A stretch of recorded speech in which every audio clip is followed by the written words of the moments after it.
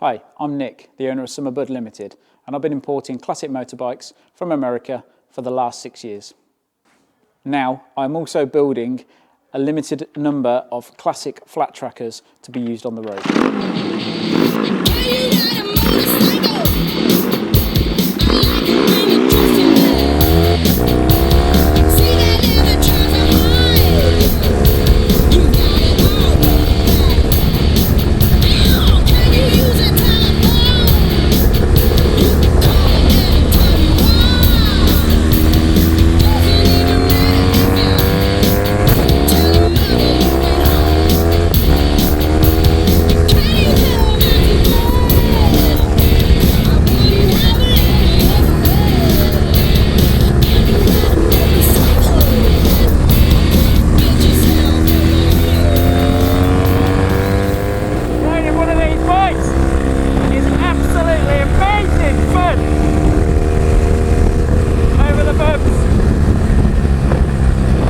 What motorcycling should be like.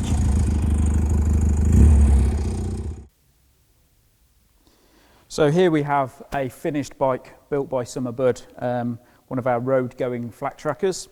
When I wanted to build one of these and started to look around, I found that there wasn't actually many bikes that looked like proper flat trackers that you could buy. A lot of people will take the front mudguard off them, put a different seat unit and call it a flat tracker. To me, that isn't really the correct look.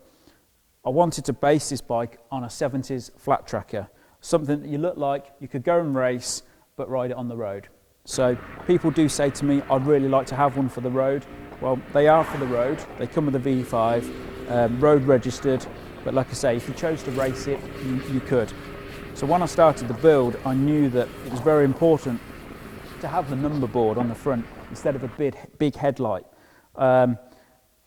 But again, that created quite a few issues trying to get some sort of headlight in, keep this all kind of compact and close with the number board. So it has 12-volt lights. I wouldn't say probably the best for riding around at midnight, but dusk would be okay.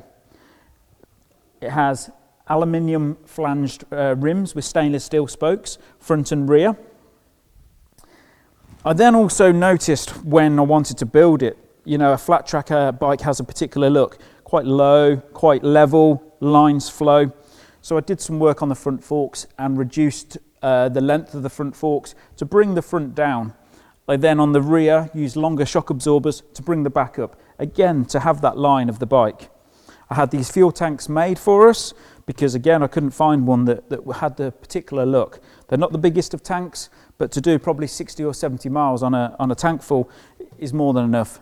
Again, along with the seat units, the lines follow, very important to keep that particular look. I then have a stainless steel 2-into-1 pipe with a short can on the back, gives a really nice sound to the bike. Then fit 34mm Mikuni carburetors, genuine Mikuni carburetors with a nice little air filters. Again, give good extra power and performance, so they're very good. I then use a different ignition system on the bike. I get rid of all the original components and run an ignition where you don't use a battery.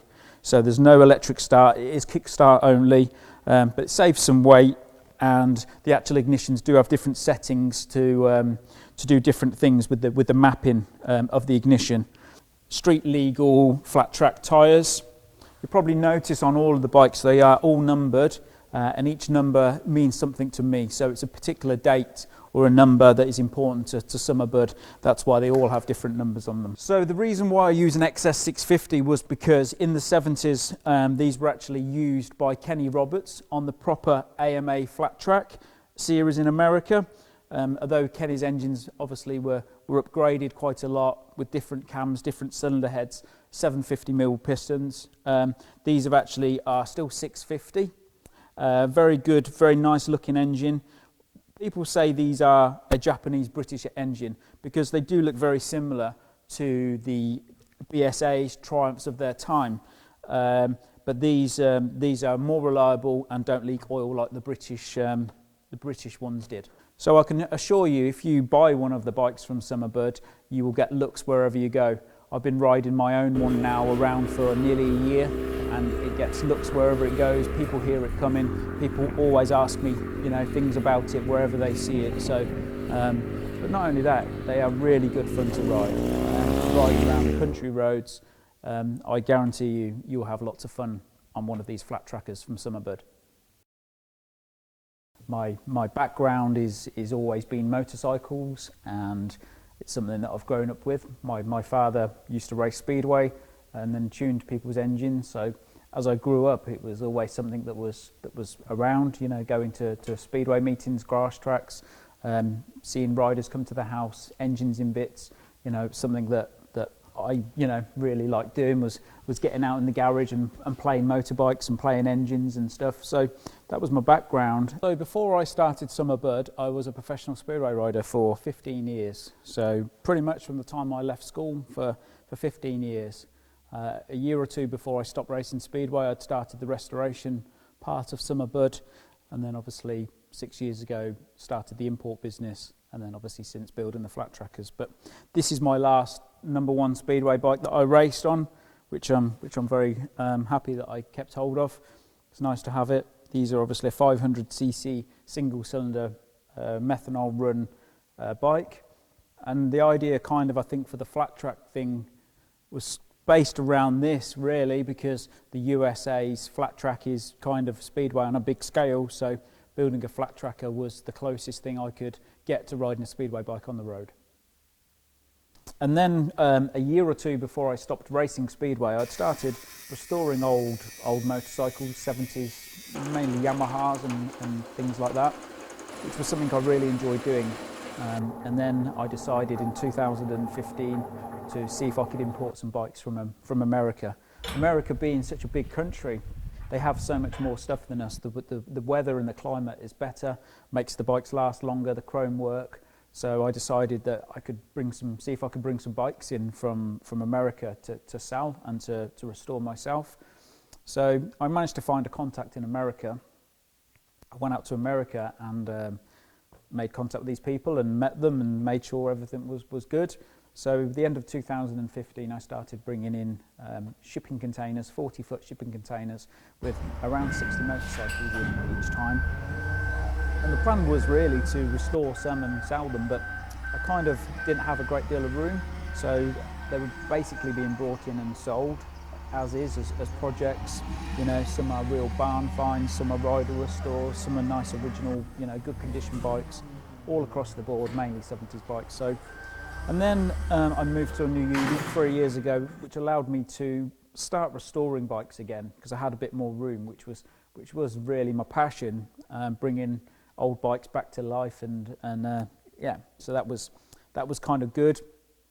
And then a year ago, I wanted to build a flat tracker or a road going flat tracker that's very similar to speedway. I think that was why I wanted to build something that was close to a speedway bike, but I could use on the road. And I knew a Yamaha XS 650 lends themselves quite well to be one of those. So that was kind of where it started. So when I started building these, I thought that I would build 10 before I put any for sale. I've now built 10 and they are all for sale now. So they will be sold to whoever wants to buy them. I've done them in all different colours, traditional Yamaha colours, the Kenny Roberts yellow speed blocks, Steve Baker red and black speed blocks, to more one-off colours. Like I say, they are still very individual, but they keep the same Summerbud look of a flat tracker that we wanted to achieve. Yeah, so yeah, with the front forks, it was just important to get the right line of the bike, you know, that along with the forks, with the right tank, you know, it needed to have that.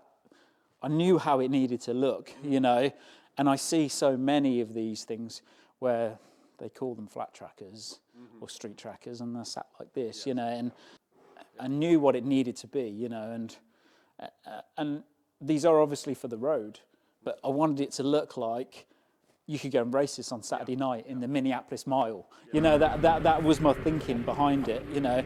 And since people have, you know, seen these as I've put pictures here and there, I have been asked, you know, so, is it for the road? And I said, well, it is for the road. So, you know, so I know I've kind of achieved what I wanted to achieve because they think it's a race bike, but actually it's for the road, so. I know.